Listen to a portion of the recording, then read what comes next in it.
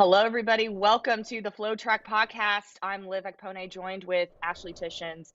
We had to push our show back a day. Ashley and I have been on the road for the last 2 days, grabbing some amazing content, which we're super excited for everyone to see. But Ashley, how are you feeling? Ashley's actually in full marathon training right now. I just want to throw that out there. So, I don't know if everyone needs Ashley, to know that, me and my amateur pursuit of running a marathon, but I'm feeling okay, Like you said, we were on the road getting some cool Workout Wednesday shoots, actually, so that could be some more stuff to come with some of the top high schoolers in the country, so that was pretty fun. yeah, great couple of last days.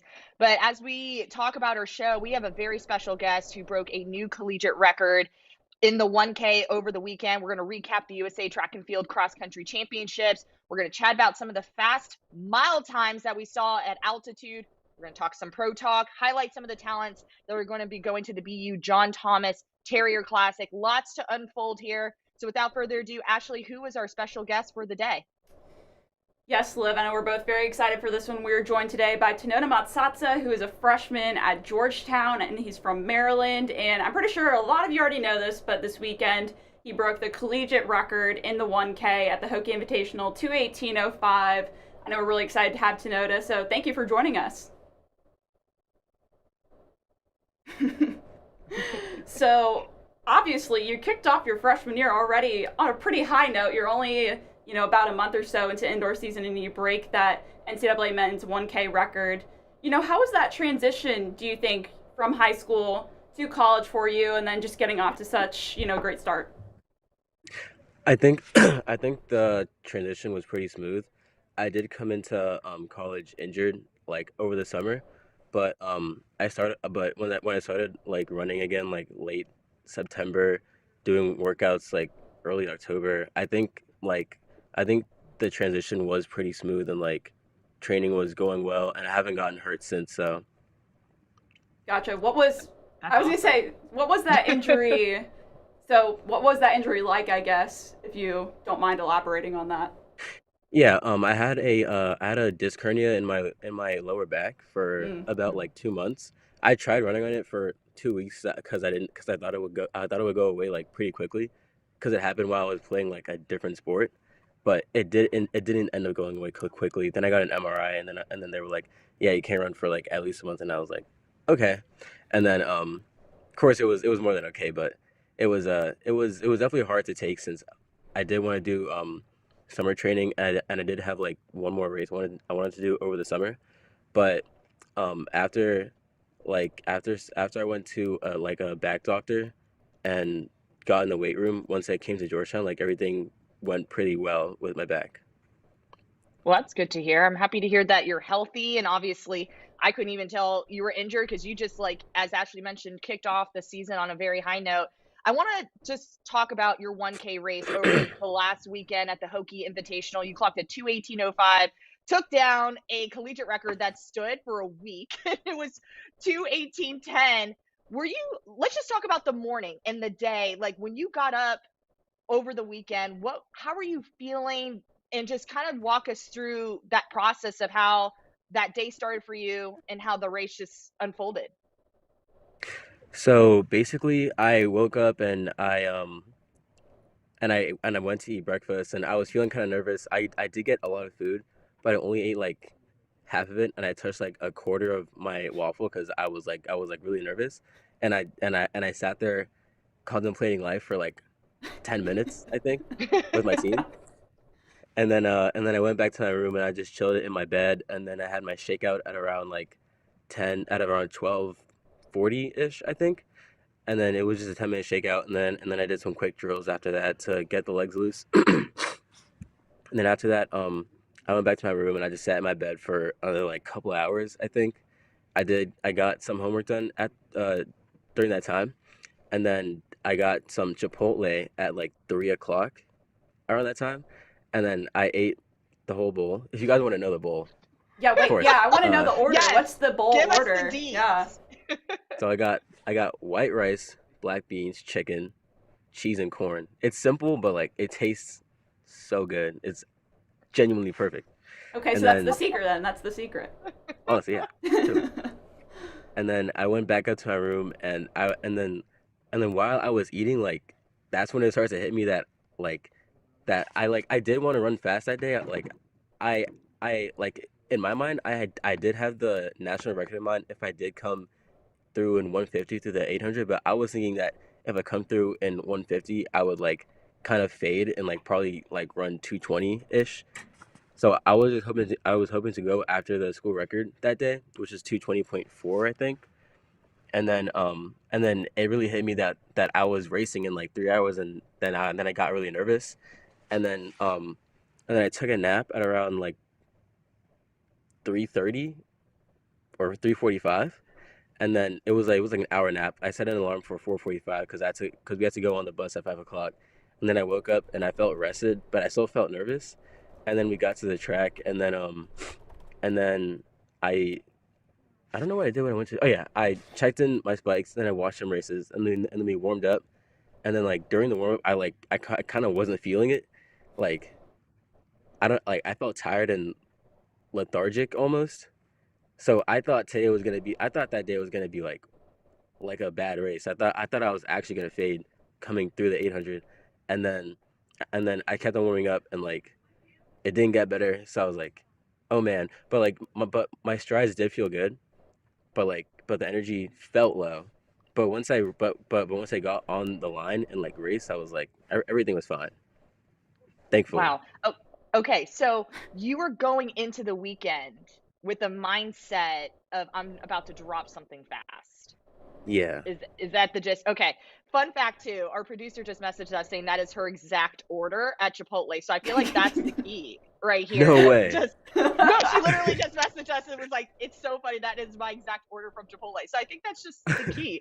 That's the Okay. key. Honestly, So when you crossed that finish line and you saw 2:18:05, did it feel like did the race feel fast to you? Did it feel like record breaking speed in Tinoda's legs? the the last lap did. Like we got Okay. paced the first three laps, and it was like 27 mid, 26.9, then 28 mid, and like that felt easy. And then, but I did realize I was falling off the pace on the third lap because my teammate Abel came like alongside me, and he like obviously he was racing to like win and like be fast, right? So then that told me that I was slowing down, so I knew I had to pick up the pace.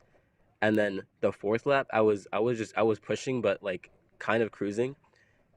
And then I realized I wasn't going lactic coming into the last 200, and then and I actually came through in 150. So I was like, let me just leave everything on the track and like just run a fast last lap, and that I did.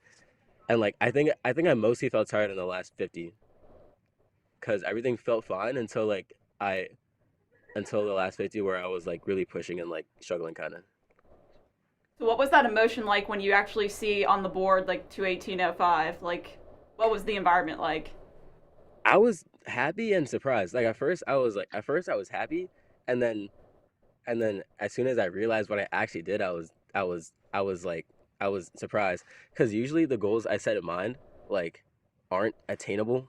Like like like like last year I wanted to run like 146 low, but I was injured like twice during the season, so like obviously that didn't happen. But like but I didn't. But going after the national record, I didn't expect to actually get it. So at first I crossed the line, I saw 218.05, and I was super happy. But then like the more I like jogged around the track to my teammates, I was like, did I actually just do that? At first I thought the time was fake, but then they said it on the speaker, I think, and then they said 218.06 or zero. I think was it 06 or 05. I think it was 05. I think. Yeah, 05, 05. Hopefully I'm right. Yeah, Yeah. they said it was 218.05 facility record. I guess I didn't know at the time that it was a collegiate record, but in my mind, I knew. And my coach also screamed, "He got the record!" As soon as I like crossed the line. So from that, I knew. Oh, I love that. That's awesome. Now, I do have follow up kind of to that. So I know, we kind of covered you when you were in high school and stuff with Mile Split, and so we saw you. Obviously, you were like, one of, if not the top 800 runner last year when you were in high school. So we've seen you run plenty of 800s. How do you have to kind of change your approach when you add on that extra 200 to go for like the full 1,000? I definitely went out like way slower and like more controlled because in every like they say my coach said to run it like an 800, but I didn't want to. But like going out fast wasn't obviously an option because I don't want to go out in like 50 like two and then like just fade off in the last 200 when I'm going like completely lactic or have like weirdly uneven splits like 52, 50 like 58 and then like a 27 or like a 28. That's I don't think that's the way to run like a 1K. But I think I think I just got out slower and like relied on my strength and how and how a 150 should feel easy at this point in the season. I have two follow-up questions.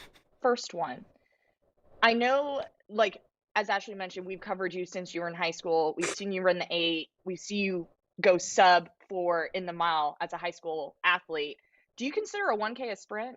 Like, where does that kind of fit in with how you, like, approach it in a way? That's a great question. I kind of don't. I would say Okay. like I would say it's a really long stride because I I can like that stride it answer. acceptable. I That's like fair. that. But like See, if That's you're fair. yeah, Liv, for you, I know you would say a 1K is like a run. Because It is Liv a over run here for thinks me. a 500 is a run. Like, come on. It is. Ask any sprinter. It's a run. Anything more than 400 meters is a run. it's a Everything less run. is a sprint. That's interesting for sure. Do you think a 500 is a sprint? Yes, I Like, sprint what the the whole heck? 500. Like, Well, it's I absolutely try a to. sprint. No. Yeah. I would not approach a 500 like I would a 4, in my Interesting. personal opinion. But anyhow, my second follow-up question. I know you just mentioned that you like going for goals that are somewhat unattainable, but I think that's honestly amazing because it forces you to grow and stretch yourself into another environment. Instead of taking these baby steps, you're like, hey, instead of going, just think of an average person, 151, I'm striving for a 148, right? So what unattainable goals does Tinoda have on his bucket list then? What are some of those Mm. goals that you're like to stretch for? By the end of my college campaign, I do want at least I wouldn't based off of like this weekend, I wouldn't say this like unattainable per se, but like I do want at least two NCAA titles. I I say like that. two and Tinoda, not more that is because like fantastic. I feel like you got that one. I hope so.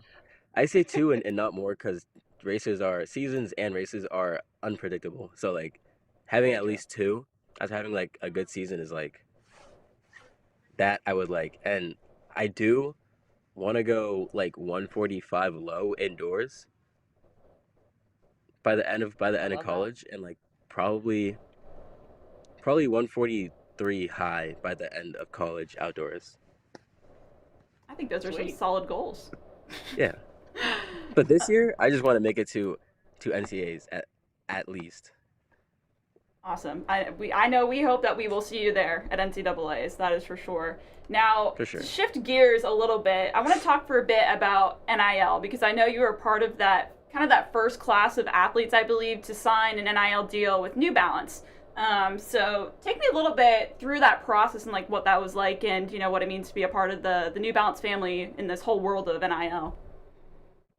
It does mean a lot because I did go to a lot of like New Balance sponsored events last year, and my my first nationals that I went to was New Balance nationals, and I think that did like running 415 there did like help me elevate like my running in the outdoor season to like be more aware of my fitness, and and I think like the process for getting it was like it was kind of simple because my coach she like she I think when they were starting it she mention my name. I think I don't know how exactly it went down per se on her side, but I know on my side she told me like a week or two after New Balance Nationals, and like when I was in Florida on vacation, and she said that that there's a strong chance that I would get an NIL, and I was like, oh no way, and I didn't know that it would be like something like as big as this and as large because I haven't seen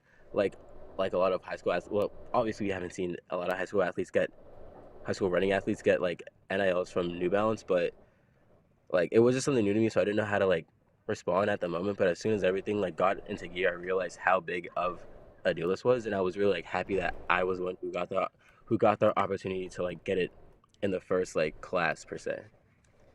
Yeah, that's I think awesome. that's And great. yeah, I'm also kind of curious. Like, so obviously, New Balance gives you gear and that stuff you wear. Like, what else is kind of, part of what you do as part of your deal with New Balance? I do get I do get some money, and I do get to go to like New Balance sponsored events as like a New Balance ambassador, and I'm there like helping them with things and like and talking to people as well. Awesome. Very And I cool. I do think get that's to run great. in their gear whenever I run unattached, so that's fun. Got it.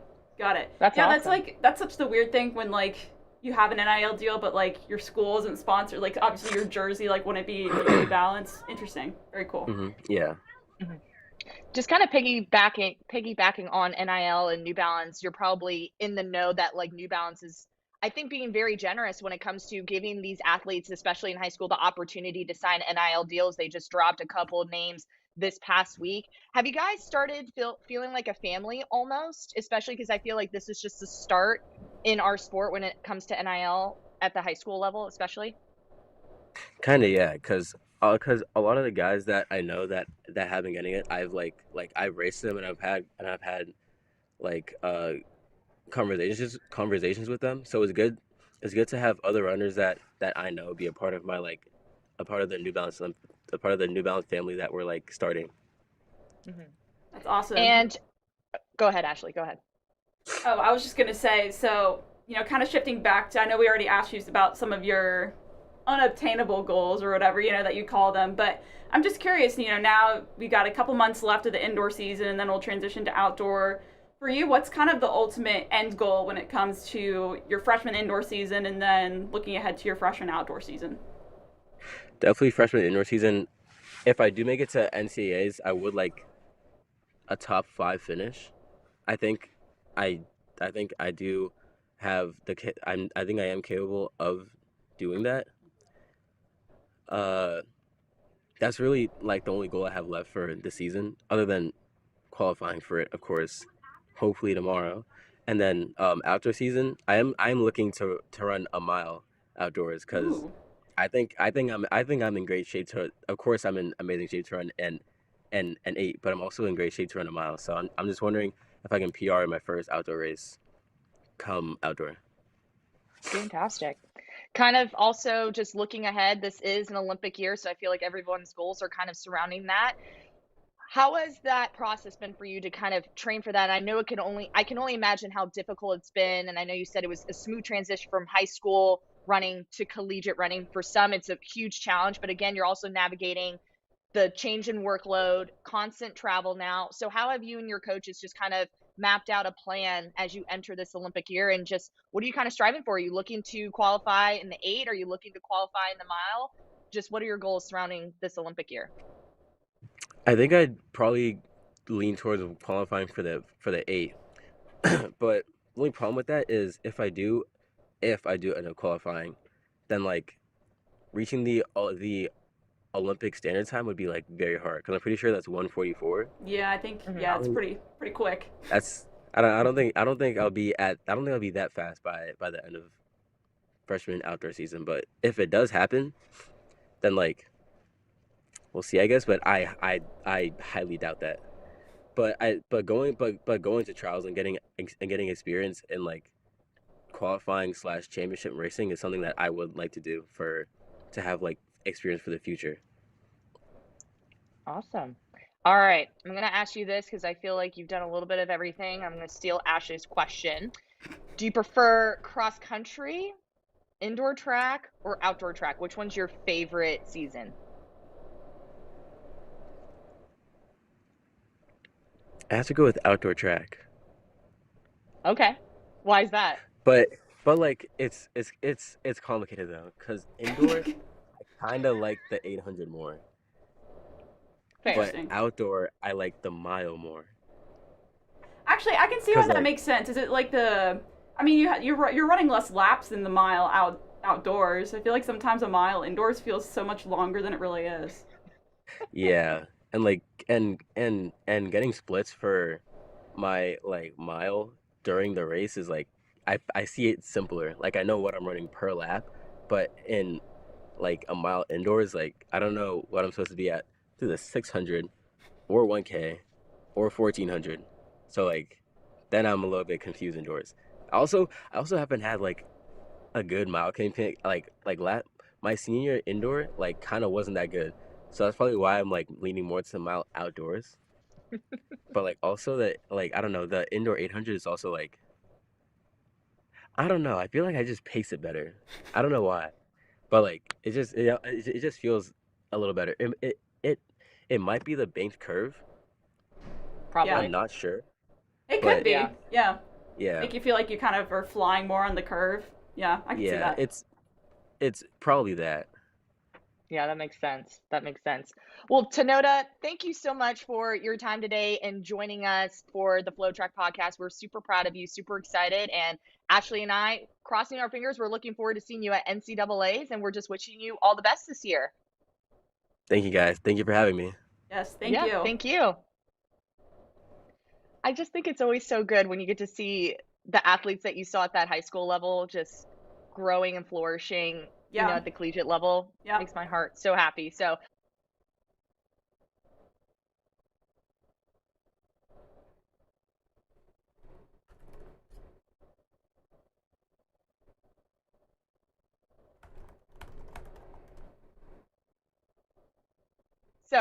anywho, this was such a great weekend, and I feel like we need to kick things off and just talk about Wayne Kaladi, Cooper Tier as they take on the USA Track and Field Cross Country Championships over the weekend. Ashley, let's break all of this down. Let's talk about the women's field first, because honestly, I know last week we talked and we had questions whether or not Wayne Kaladi was going to toe the line. We're like, man, that's going to be tough coming after that half marathon American record, but Wayne did it. So, Ashley, just what were your thoughts on the whole performance that she had? Yeah, I mean, shoot, I think the my takeaway is like, what can Wayne Kaladi not do? I mean, she goes a week prior, like you mentioned, she goes and sets the American women's half marathon record in her first ever half marathon, 106.25 in Houston.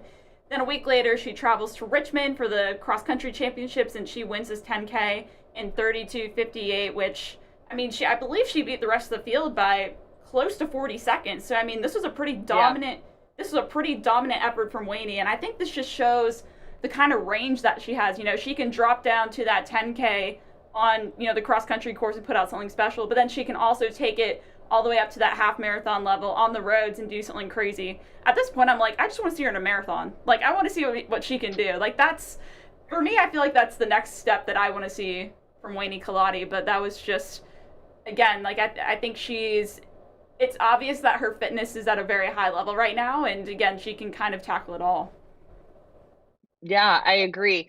I I'm just kind of mind blown because I feel like personally, just having those back to back weekends like she did, it's super challenging. And you're putting in really hard efforts back to back, half marathon, and then coming here and putting down a really solid 10K. It's just insane. And I kind of agree. I want to see what she can run a full marathon in I wish right we could. now. I wish we could see her at the Olympic marathon trials. I really wish we could. Like, that's what I want to see. Like, Oh come on, man. just like, I wish. I wish. Yeah. And I know there was other great performances. I want to give a huge shout out to Ali Ostrander, just Yes. finishing fourth overall. Emma Hurley was second with a 33:35, and then Katie Camarena was third with a 33:40. It's just impressive how all these ladies came together, qualified for, and made it to the world championship, making the world championship team for USA. But Ashley, I felt like the men's side very interesting. I was kind of looking at the splits and it just seemed like everyone was just kind of it was more tactical, I felt like, compared to the women's race. Like Wayne Kaladi went out there, had a mission. She was pretty much winning that whole entire race. You look at the men's field, back and forth, leaders, but everybody was still right there. But what were some of your takeaways from this men's race? Yeah, I mean, I kind of agree. Like, pretty much there's a lot of guys there right there until about that final 1K where you see Cooper Tier. He kind of tried to separate and put a gap on the field, and he put a 5-second gap on the field, and he takes the win in his first race, I believe, since leaving the Bowerman Track Club. And he takes the win in 29:06.5. So that's a pretty big, I would say that's like very good win considering lots of changes going on for Cooper Tier in terms of coaching in that training environment. So for him to then come into this race and take this win, I feel like is pretty impressive. Yeah, I agree. And you touched on it. It was just another thought I had in my mind too. When you go through all those changes during a season, you just don't know how it's going to impact the athlete. And I think Cooper Tier is doing great things, winning it in 26:23. Anthony Rotish was second with a 29:11, and then Ahmad Muhammad was third, 29:12. Again, very tactical race on the guys' side, kind of to be expected, as we've talked about previously over different course races. Like I'm thinking about NCAAs, right? We saw Parker Valby, Caitlin Toohey doing their thing, and we saw Graham Blanks kind of, staying in the mix, winning that title later on. Very tactical across the board. And it seemed like it was a very chilly day also. So I feel like ideally perfect conditions for running this 10K race. And it was just incredible. So we finally have the results in. Fantastic running across the board. Now, I think the biggest, in my personal opinion, I think this really took it to the next level. We saw some altitude runs, sub-4s. All right. Let's talk about Nico Young, because I was almost in disbelief. I was like, there's no way. 7,000 feet in altitude, breaking sub-4, going 3:57. Ashley, what were your thoughts when you saw 3:57 come across your phone with Nico Young's name next to it? Yeah, so if you aren't already aware, over the past weekend, Nico Young of NAU ran at altitude in Flagstaff, an indoor mile, and he runs 3:57 in the Sky Dome in Flagstaff. Like, that's just unheard of. He becomes the first man to ever break 4 minutes in the mile at altitude, at that 7,000 feet mark. And when you look at the altitude conversion, it converts all the way down to a 3:48.71, which is just like insane. Like, I think that just shows like, dang, like Nico's at like a whole nother fitness level and it's only January, like he's obviously been putting in this work since the end of the cross-country season and now going into indoor. And again, like, what can he not do? I'm like, all right, like, what's the next step? I mean, I think he's running this weekend, I believe, at the John Thomas Terrier Classic, if I'm not mistaken. Yeah. So I guess that will be his next step. But, like, that just, I think, is a great, starting point for him as we go through the rest of the season. It's a great starting point. I feel like Nico is ready. And he's ready to take 2024 by storm. As we talked with Tinoda, it's an Olympic year. We're about to see some extraordinary things, I feel like, happen at the beginning of the year, because everyone's mindset is like, I got to make this team and I have to put in the effort. And it's very clear that Nico has been putting in the work. And I think he's ready to do something spectacular. And as you mentioned, converts to a 3:48. Incredible. Another athlete to do something amazing. You and I were both texting and watching this live. Hoptum Samuel in Albuquerque clocked a 3:59.12. Again, another race in altitude. Great performance by the New Mexico athlete. So, Ashley, what were your thoughts? Because we were also watching this, as I mentioned, and it looked like he was pushing, and then at one point it looked like he was hanging on, and then at one point it looked like he was putting more effort. And I was just like, oh, please get sub-4, please get sub-4. And then boom, 3:59, and it was a low one too. So what did you think about Hopton Samuel's performance in Albuquerque? Yeah, I mean, we saw Samuel at NCAA cross country championships get second there to Graham Blanks, but like, I mean, he obviously showed here he can run something pretty dang fast in the mile. And again, it's only early in the season, and it was a pretty loaded, it was a solid field. You had some Puma Elite running athletes in this mix as well. Here we have the race video from this meet at the Dr. Martin Luther King Jr. Invitational. And again, I believe this converts down closer to like 3:53, I believe, when you convert it down to like sea level. And again, I think actually this brings up to me an important question and an important point going forward. Like, I feel like kind of the past notion or thought is like, okay, if you're running it's hard to run distance events at altitude, right? Like it is. It's much more challenging. But Right. when you take into account that you can get like if you can run fast at altitude and get one of those crazy conversions, like why not do it?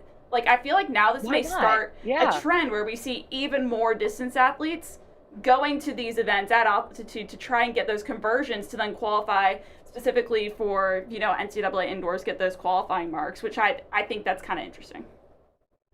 I am right there with you. I 100% want to see more of that. I feel like, and again, high schoolers are thinking going sub 4, and I feel like collegiates also are, they're trying to get as close as they can further away from that 4-minute mark. So how do we stretch ourselves? Like Tinoda just talked about stretching himself, really putting in some really big marks that might feel unattainable. So let's just see what happens when you run an altitude. I'm all for I it. mean, That's again, that exciting. conversion is real nice. That is a real nice It's conversion. real I nice. mean, shoot, like Yes. Nico Young's converts to 3:48, which ranks him, I think, is like among some of the top 10 American performances ever in the mile. That conversion time, which again, crazy. And so I think this could start a trend, maybe going into next year, something like that, going forward, where we will see more distance athletes potentially, especially maybe in that mile, try to run at altitude. Yeah, I agree. I think that would be something to really strive for and push forward to like accomplishing. I think that's great.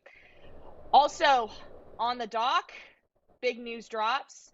The third distance runner makes their commitment that they're going pro.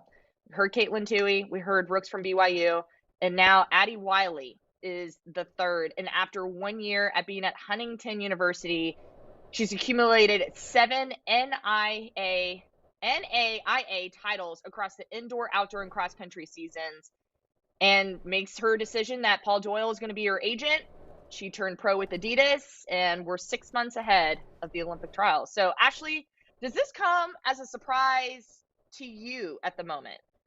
Or you're like, I mean, to be not honest, really? based on what the year that she had last year, no, this really doesn't come as much of a surprise to me. She was among one of those top finalists in the 1500 at the USA Track and Field Championships outdoors last year, and she almost made that world team in the 1500. She finished fifth in that race, and so she's, like you said too, she's also gone 157 in the 800, which is a stellar time. So I think this is purposefully done, very strategic. She is trying to make this Olympic team, whether it's the 1500 or the 800 or 5K, who knows? I mean, but I'd guess probably 15 or 1800, 1500 or 800. I mean, again, she is someone that, I mean, she destroyed everyone at the NAIA level when she was at Huntington, and I think this is just the next step that we were all kind of just waiting for, at least in my opinion.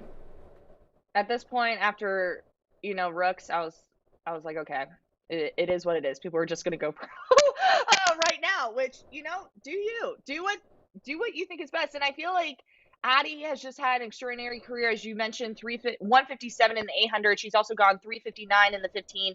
Those are number 11 and number 10 all time on the American all time list. So she's a stellar athlete. So get after it, do what you need to do, and might as well, get paid for it because you're running fast times. And she's one of those unique athletes where, as you mentioned, Ashley, she could do the 8 and she can do that 1500. And she's a threat in both events, in my personal opinion. So just got to hang tight. And I'm just looking forward to seeing what she does in, her now professional career, which I think is Yeah. super spectacular. Yeah, I think she honestly legit has a very very legit shot at making that Olympic team. I mean, we saw how she raced last year, and I was very impressed. And so I think she's one of those top American women in the 1500. And I mean, if she's now devoting that time to training full time as a pro, I think that's just good. That could be the X factor for her. hmm Before we dive into the BU entries that we're super excited for this upcoming weekend, Ashley, let's talk about the most impressive moment of the weekend. So much happened. Season debuts. Again, we saw Tinoda break the national record in the 1K, but there were so many other things that happened. What was the biggest moment for you and the biggest takeaway? I think the biggest moment for me was watching Rashida Adeleke run a 60. I mean, we don't see that very often from the 400 meter specialist. She's in her first season running as a pro. She runs 7:15 to win the 60 meter at the Dr. Martin Luther King Jr. Collegiate Invitational. She breaks her own Irish national record in the event. She had previously held it at 7:17, and so she lowers it just a little bit. Liv, I think this is just remarkable, and I think this is, to see, again, a 400 meter specialist have that top end speed to run 7:15 in the 60, I think that's really impressive. And to me, that shows where she is currently at. Like, she's obviously been working on that top end speed, that start, that can help her in the 400 get out of that blocks, really powerful. So Adeleke, like, dang, like, what a way to open your season. On top of that, Ashley, she went 22:49 in the 200. I know, I'm like, what a double. Like, incredible. Incredible. And I believe that was, she finished second to Julian Alfred in that race there. Second fastest time in the world. I believe Julian ran the fastest time in the world currently right now. I mean, I think that shows, I mean, I've always, like, looking back at, like, you know, last year, all these athletes, you know, Rashida, Julian Alfred, they were all at UT, part of that really special sprint squad there. I've always been big fans of them. And so now seeing them transition to this pro level, I'm like, man, I'm excited. I'm very excited. Yeah, same. Let's talk about Julian Alfred, because my brain automatically goes to Millrose. I think Julian Alfred, Dina Asher-Smith face off. I'm excited because, you know, Dina moved and she's training in Austin now with Julian and, of course, the Longhorn program. I was excited. Okay, my brain right now. Okay, so let me go to Dina Asher-Smith, and I'll move back to Julian, because I was so impressed with Dina Asher-Smith. She broke the British 300-meter record, went 36:77. We kind of saw the same thing happen with Adasia Hodge at the VA Showcase. Like, we know these ladies can run a 200. Let's add an extra 100. Let's see where your strength is right now. And I was so impressed with Dina running a 36:77. Remarkable performance. And then you think about Julian Alfred, as you mentioned, running that 200, 22:28, wasted zero time. Zero. Ashley. Zero. She is here. She is here. The woman is ready to go. And the fact that she is strong right now and fast, oh boy, this makes Millrose even that much more exciting for the Coach 60. Flo knows what he's doing. Coach Flo knows what he's doing. And I think that these ladies are going to be among that crew that, you know, when you're going forward to the summer, when you're looking ahead to Paris, they're going to be some of those ones that are favorites for medals, at least in my eyes. And so I think that this is just the very beginning, and we're already seeing glimmers of what's to come, and I'm just, like, super pumped. All right, a few other highlights I think we should discuss briefly. Jamesia Ford. I feel like every episode we just need to talk about the Gamecock here. 51:60 for a world lead in this 400 meters. We've seen her do a couple 300s. She's been running that 4x4, but she finally did it by herself. Her in the blocks in the time. 51:60. Just incredible. Not surprised at this point because we know what she's been doing in that 300, but 51:60 actually just blows your mind. Yeah, especially I mean, I think early too. Yeah, I was gonna say it's early, and I think you could probably argue that not everyone was expecting her to get off to a start like this. Yeah, you know, in the NCAA ranks as just a true freshman, and the fact that she's not only running, you know, some of the fastest times in the NCAA, but some of the fastest time in the world currently right now, I think that speaks a lot. You know, just in terms of what kind of fitness Jamesia is currently in right now. And so I think this 51:6, like, what else can I say? Based on her 300s, I'm not surprised by the time, but yeah, I think she's definitely going to be someone that people need to have their eyes on when you're looking ahead to the NCAA Indoor Championships. Absolutely. And just kind of looking into the hurdles, you had Devin Charlton going 7:75 in the 60-meter hurdles for the world lead. Trey Cunningham debuts his season with a 7:47 in the 60-meter hurdles. Casey Lightfoot goes 6 meters in the pole vault. But on top of that, we saw a U20 European record fall in the 200. Let me introduce you to Marek Zawarowski. I think is how you say his name. 18 years old. Sorry, go ahead. What'd you say? No, I think it's Zacharuski. Zacharuski. Thank you. 18 years old, from Poland goes 2080. This is the 9th fastest time somewhere in that ballpark in the world right now. That is insane.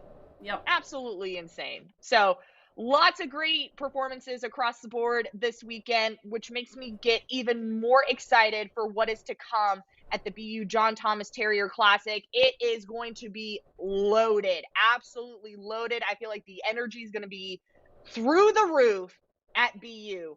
Ashley, what can we expect in these races to come over the weekend? I mean, I don't know what to say. I'm just very excited. There's so much happening that I'm like, oh my gosh, who would ever get excited for a 5K like this? I'm super pumped though. We're gonna have multiple heats, at least on the men's side, for some very fast 5Ks. You know, looking at some of the headliners, you're gonna have Yard Naguse, Woody Kincaid, and on the women's side, you're gonna have Gisette Andrews looking for that Olympic standard. And again, like it's gonna be, it's so loaded that like they have to make multiple heats that could like both heats could legit be like at any given meet like an insane heat.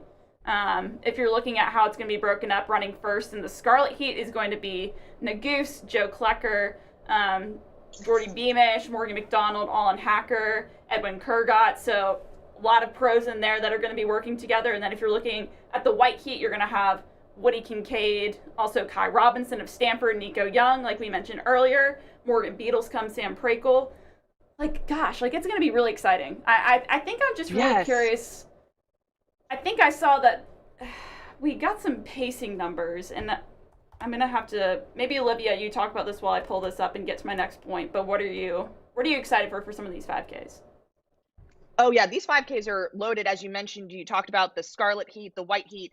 I wish we had Yard Naguse and Woody Kincaid. If I can make one change, just them also be in the same heat together. Huge fan of Yard Naguse. He's going to be going after something fast. I'm looking forward to seeing where his fitness level is, and I think he can really drop down a really fast time. Woody Kincaid is the U.S. indoor record holder as well, and you know we talked about Nico Young. What now? We're going to add some distance into his legs a little bit after running that mile. I feel like we definitely have seen what he can do at that mile distance at altitude, and now as he goes to BU, he's going to have an opportunity to put something really remarkable down, get that competition that he is striving for. So these 5Ks are going to be all just fire emojis per usual. Yes, I like looking at this. Oh, sorry. No, go ahead. I was asking if you found the. Yeah, so that's what I was going to say. I found some of the pacing numbers we got. If you're looking at the top heats for the 5K, so those heats 1 and 2 that I was talking about, we're looking around pacing for 13:05 pace. Yeah, so there's that. And then when you're transitioning to the women's, let's see, you're looking at 14:52, so 8:55 through 3K. That's moving. Yeah. That's all I have to say about that. But so yeah, men's, that's going to be really interesting. And then, you know, if you're looking on the women's side, I think the women's 5K Olympic standard, that's going to be the key. That's what they're trying to hit. They're trying to pace for that 14:52 qualifying mark for Paris. And Andrews is going to be that top girl in that race, running her first ever indoor 5K in 4 years. So, I mean, she's going to be kind of getting a refresh, I guess, at this distance indoors. But hey, BU's kind of the place to do that at. It's a pretty quick track, and she's going to be paced by her OAC teammate Alicia Munson, who she already has the standard. But you know, it's going to be a really solid race. Yeah, I kind of like how Monson is pacing this, especially since she hit the standard last year at the Diamond League meet in London with the 14:19. And of course, the objective is to get that standard, as you mentioned, 14:52.